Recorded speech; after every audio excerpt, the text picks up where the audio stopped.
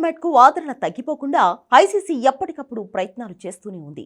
దీనికోసమే world test ఛాంపియన్షిప్ను నిర్వహిస్తోంది. అయితే ఇప్పుడు మరో కీలక నిర్ణయం తీసుకునే దిశగా అడుగులు వేస్తోంది. 2027-29 WTC సైకిల్లో 4 రోజుల టెస్టులను ప్రవేశపెట్టేందుకు సిద్ధమైంది.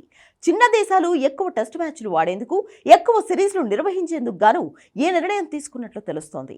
5 రోజుల టెస్టులతో పోలిస్తే 4 రోజుల టెస్ట్ మ్యాచ్లు సుదీర్ఘ ఫార్మాట్పై గణనీయమైన ప్రభావం చూపిస్తాయని ఐసీసీ భావిస్తోంది. అయితే 4 రోజుల టెస్ట్ నుంచి బిగ్ 3 దేశాలు అయిన భారత్, ఆస్ట్రేలియా, ఇంగ్లాండ్కు మినహాయింపు ఉంటుంది. ఈ జట్లు 5 రోజుల టెస్టులను కొనసాగించే అవకాశం ఉంది.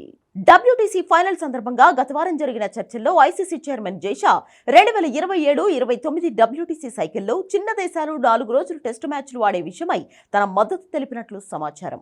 అయితే ఇంగ్లాండ్, ఆస్ట్రేలియా, భారత్లు ఇప్పటికీ యాషెస్, బోర్డర్-గవాస్కర్ ట్రోఫీ, కొత్తగా పేరు పెట్టిన ఆండర్సన్ టెండూల్కర్ ట్రోఫీలో పాల్గొంటున్నాయి. వీటిని యథావిధిగా 5 రోజుల మ్యాచ్ల సిరీస్గా నిర్వహించుకోవచ్చు. వాస్తవానికి చిన్న దేశాలకు 4 రోజుల టెస్ట్ మ్యాచ్లు ఆడేందుకు ఐసీసీ 2017లోనే అనుమతినిచ్చింది.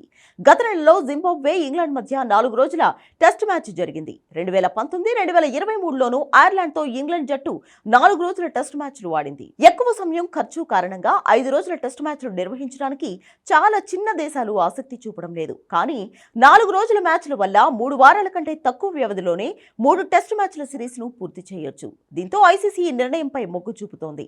5 రోజుల టెస్టుల్లో రోజుకు 90 ఓవర్ల చొప్పున ఆట జరుగుతుంది. కానీ 4 రోజుల టెస్టుల్లో ఆట సమయం 90 ఓవర్ల నుంచి 98 ఓవర్లకు పెంచనున్నట్లు తెలుస్తోంది.